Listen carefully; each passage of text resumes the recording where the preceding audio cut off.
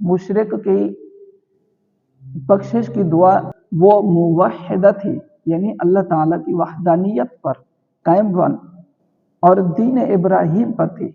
और सनदुल मुहद्दिसीन इमाम जलालुद्दीन सुयूती रहमतुल्लाह अलैह ने बिस्मिल्लाहिर्रहमानिर्रहीम मा कान लिन्नबिय्यि वल्लज़ीना आमनू अन यस्तगफिरू लिलमुशरिकीन वलौ कानू उली कुर्बा मिन बअदि मा तबय्यन लहुम अन्नहुम अस्हाबुल जहीम। तर्जमा: नबी और ईमान वालों के लायक नहीं कि मुशरिकों के लिए मगफिरत की दुआ मांगें, अगरचे वो रिश्तेदार हों, जबकि उनके लिए वाज़ेह हो चुका कि वो दोज़खी हैं। इस आयत मुबारका का शान नुज़ूल। नबी करीम सल्लल्लाहु अलैहि वसल्लम ने अपने चचा अबू तालिब से फरमाया था कि मैं तुम्हारे लिए इस्तिग़फ़ार करूँगा जब तक कि मुझे मुमानत न की जाए। तो अल्लाह ताला ने ये आयत नाजिल फरमाकर मुमानत फरमा दी, यानी मना फरमा दिया। बाज़ मुफस्सिरीन ने यह शान नुज़ूल बयान किया कि हुजूर सल्लल्लाहु अलैहि वसल्लम ने फरमाया कि मैंने अपने रब अज़्ज़ व जल से अपनी वालिदा की ज़ियारत कब्र की इजाज़त चाही, उसने मुझे इजाज़त दी। फिर मैंने उनके लिए इस्तिग़फ़ार की इजाज़त चाही तो मुझे इजाज़त न दी और मुझ पर यह आयत नाजिल हुई। लेकिन यह हरगिज़ दुरुस्त नहीं, ये वाली दूसरी तफसीर ये दुरुस्त नहीं। मौलाना सैयद नईमुद्दीन मुरादाबादी रहमतुल्लाह अलैह फरमाते हैं, शान नुज़ूल की ये वजह सही नहीं है क्योंकि यह हदीस हाकिम ने रिवायत की है और उसको सही बताया, और इमाम ज़हबी ने हाकिम पर एतमाद करके मीज़ान में इसकी तसहीह की। लेकिन मुख्तसरुल मुस्तदरक में ज़हबी ने इस हदीस की तज़ईफ़ की और कहा कि अयूब हानी को इब्न मुईन ने ज़ईफ़ बताया है।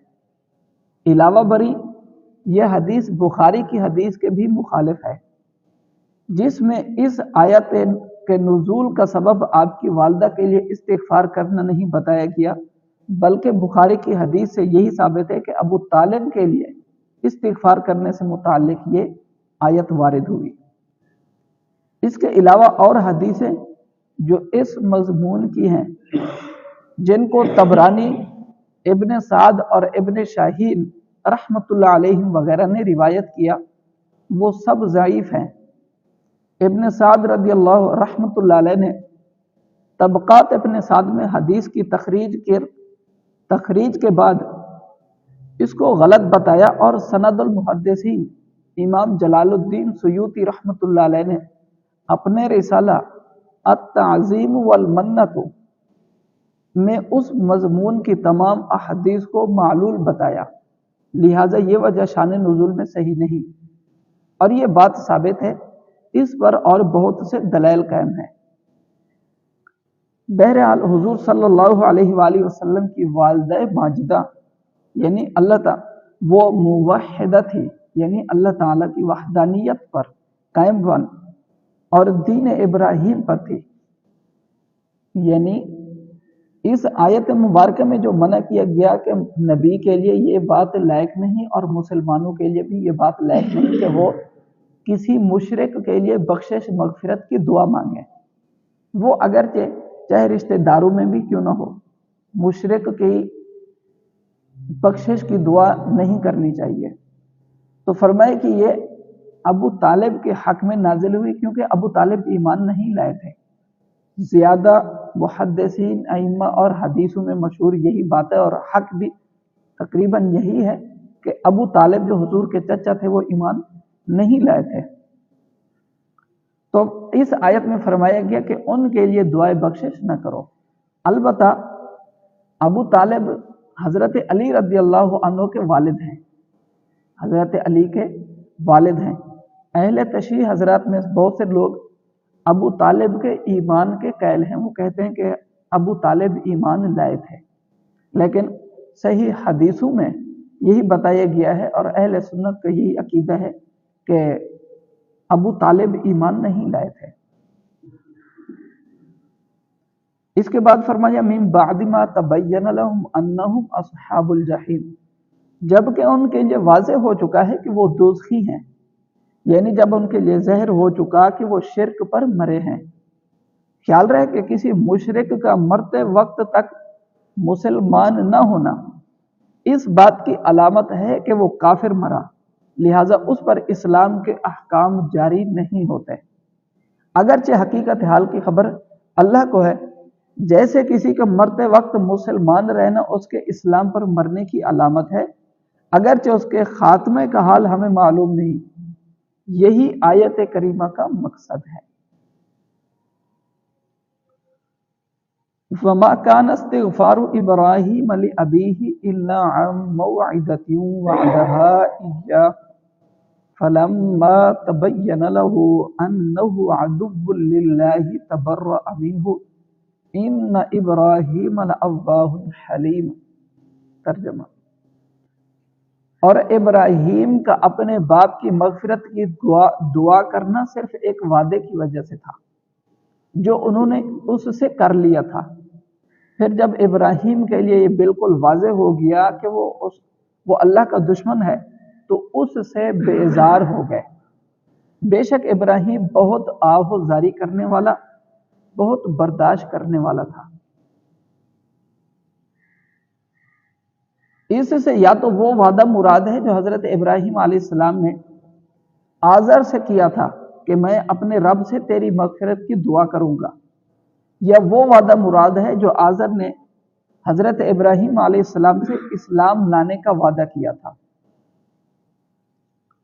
یہ یوں ہے کہ حضرت ابراہیم علیہ السلام نے جب آزر جو ان کے پالنے والے تھے، اس پر وہ آزر بارے میں ہے کہ وہ ان کے چچا تھے، وہ 7ویں پارے میں تھوڑا گزر چکا ہے، وہاں پہ ہم نے تھوڑی تفسیر کی تھی کہ ابراہیم علیہ السلام نے آزر کو جو ان کا چچا تھا پالنے والا، اس کو منع کیا کہ تم بتوں کی عبادت نہیں کرو، اس کی پوجا نہیں کرو، ہاں تم میرے رب کی عبادت کرو گے جو ایک رب ہے، اس کی عبادت کرو گے تو میں اس سے تمہارے لیے بخشش کی دعا کروں گا۔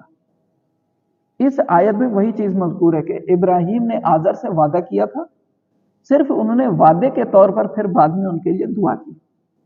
وہ وعدہ تھا، یا دوسرا وعدہ یہ کہ آزر نے کہا تھا ابراہیم سے اگر میں تمہارے رب پر ایمان لے آؤں تو کیا تم میرے لیے بخشش کی دعا کرو گے؟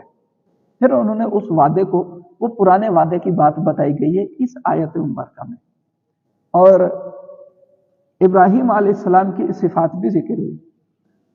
اس آیت مبارکہ کا شان نزول حضرت علی المرتضی رضی اللہ عنہ سے مروی ہے کہ جب یہ آیت نازل ہوئی سأستغفر لک ربی، ان قریب میں تیرے لیے اپنے رب سے معافی مانگوں گا، یہ سورۃ مریم کے اندر ہے 16ویں پارے میں۔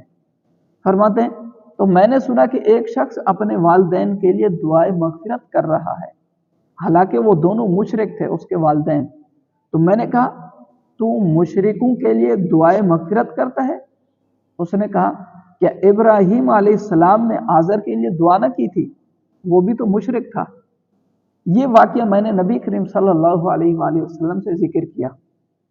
اس پر یہ آیت نازل ہوئی اور بتایا گیا کہ حضرت ابراہیم علیہ السلام کا استغفار اسلام قبول کرنے کی امید کے ساتھ تھا، امید تھی کہ اگر تم اسلام لے آئے، جس کا آزر آپ سے وعدہ کر چکا تھا، اور آپ علیہ السلام آزر سے استغفار کا وعدہ کر چکے تھے۔ جب وہ امید منقطع ہو گئی، یعنی ختم ہو گئی، تو آپ علیہ السلام نے اس سے اپنا تعلق ختم کر دیا۔ ان ابراہیم لأواہ حلیم، اس بے شک ابراہیم آہوزاری کرنے والا، بہت برداشت کرنے والا تھا۔ اس آیت میں اللہ نے حضرت ابراہیم علیہ السلام کی 2 صفات بیان فرمائے۔ صفات مانا خوبیاں، اچھائیاں، کمالات۔ دو صفات بیان فرمائی، اس سے مقصود یہ ہے کہ جس میں یہ صفات پائی جائیں اس کا قلبی میلان اپنے باپ کے لیے مغفرت کی دعا کرنے میں بہت شدید ہوتا ہے۔ گویا کہ فرمایا گیا کہ بے شک حضرت ابراہیم علیہ السلام کے عظیم مرتبے، آہوزاری اور برداشت کی صفات کے باوجود اللہ نے انہیں اپنے کافر چچا کے لیے استغفار کی دعا کرنے سے منع کر دیا۔ تو جس میں یہ باتیں نہ ہوں اسے بدرجہ اولا اپنے کافر والدین کے لیے استغفار کرنا منع ہے۔ یہ دونوں صفات بہت ہی عظیم ہیں اور حضرت سیدنا ابراہیم علیہ السلام ان صفات کے مظہر اتم تھے۔ نیچے ان مفہوم کی وضاحت بیان کی جا رہی ہے، البتہ اس میں گناہوں کو یاد کر کے مغفرت طلب کرنے کی بات دوسروں کے لیے ہے، حضرت ابراہیم علیہ السلام کے لیے نہیں، کیونکہ نبی گناہوں سے معصوم ہوتا ہے۔ فرمایا اواہن، صفت کی خوبی یہ ہے کہ جس میں یہ صفت پائی جائے وہ بکثرت دعائیں کرتا ہے۔ وہ کیا کرتا ہے؟ بکثرت دعائیں کرتا ہے، اللہ تعالیٰ کے ذکر اور اس کی تسبیح میں مشغول رہتا ہے، کثرت کے ساتھ قرآن مجید کی تلاوت کرتا ہے، اخروی ہولناکیوں اور دہشت انگیزیوں کے بارے میں سن کر گریہ زاری کرتا ہے، اپنے گناہوں کو یاد کر کے ان کی مغفرت طلب کرتا ہے، نیکی اور بھلائی کی تعلیم دیتا ہے اور اللہ تعالیٰ کے ناپسندیدہ ہر کام سے بچتا ہے۔ حلیم صفت کی خوبی یہ ہے کہ جس میں یہ صفت پائی جائے وہ اپنے ساتھ برا سلوک کرنے والے پر بھی احسان کرتا ہے اور برائی کا بدلہ برائی سے دینے کی بجائے بھلائی کے ساتھ دیتا ہے، اور اگر اسے کسی کی طرف سے اذیت اور تکلیف پہنچے تو وہ اس پر صبر کرتا ہے، اور اگر کسی سے بدلہ لیتا ہے تو اللہ کی رضا کی خاطر لیتا ہے، اور اگر کسی کی مدد کرتا ہے تو اللہ کی رضا کی خاطر ہی مدد کرتا ہے۔ صفت اواہ اور حلیم ان کے فضائل ہیں۔ حضرت عبداللہ بن عباس رضی اللہ عنہما فرماتے ہیں، حضور صلی اللہ علیہ وآلہ وسلم رات کے وقت ایک صحابی کی تدفین کے لیے ایک قبر میں داخل ہوئے۔ آپ صلی اللہ علیہ وآلہ وسلم کے لیے چراغ جلایا گیا۔ آپ صلی اللہ علیہ وسلم نے میت کو قبلہ کی طرف سے پکڑ کر فرمایا، اللہ تم پر رحم فرمائے، تو بہت رونے والا اور کثرت سے تلاوت قرآن کرنے والا تھا۔ حضرت عقبہ بن عامر رضی اللہ عنہ فرماتے ہیں، حضور صلی اللہ علیہ وآلہ وسلم نے ایک شخص کے بارے میں فرمایا کہ وہ اواہن ہے۔ اس کی وجہ یہ تھی، اواہن مانا آہو زاری کرنے والا، گریہ زاری کرنے والا، زیادہ آنسو بہانے والا، اللہ کی محبت میں یا اللہ کے خوف میں گریہ زاری کرنے والا۔ فرمایا یہ اواہن تھا، اس کی وجہ یہ تھی کہ وہ قرآن مجید کی تلاوت اور دعا کے ذریعے کثرت سے اللہ تعالیٰ کا ذکر کیا کرتا تھا۔ حضرت علی رضی اللہ عنہ سے روایت ہے، نبی کریم صلی اللہ علیہ وآلہ وسلم نے ارشاد فرمایا، بے شک آدمی حلم کے ذریعے روزہ دار عبادت گزار کا درجہ حاصل کر لیتا ہے۔ حلم کے ذریعے یعنی بردباری کے ذریعے، برداشت کے ذریعے، معاف کرنے کی وجہ سے، کسی کو معاف کر کے، کسی کی غلطی کو معاف کر کے، کسی سے تکلیف پہنچے اس کو معاف کر کے، فرمایا بندہ وہ درجہ پا لیتا ہے جو ایک روزہ دار متقی شخص حاصل کر لیتا ہے، جو تہجد گزار عبادت گزار شخص کو ملتا ہے۔ اسی طرح جو بندہ کسی کو معاف کر دیتا ہے ایسا درجہ اس کو ملتا ہے۔ حضرت انس رضی اللہ عنہ سے روایت ہے، نبی کریم صلی اللہ علیہ وآلہ وسلم نے ارشاد فرمایا، حلیم شخص دنیا میں سردار ہوتا ہے اور آخرت میں بھی سردار ہوگا۔ سبحان اللہ، حلیم شخص دنیا میں بھی سردار ہوتا ہے، آخرت میں بھی سردار ہوگا۔ حلیم یعنی برداشت کرنے والا، معاف کرنے والا، بردبار۔ اللہ تعالی ہمیں بھی ان صفات کو اپنانے کی توفیق عطا فرمائے، آمین بجاہ نبی الامین صلی اللہ علیہ وآلہ وسلم۔ بسم اللہ الرحمن الرحیم۔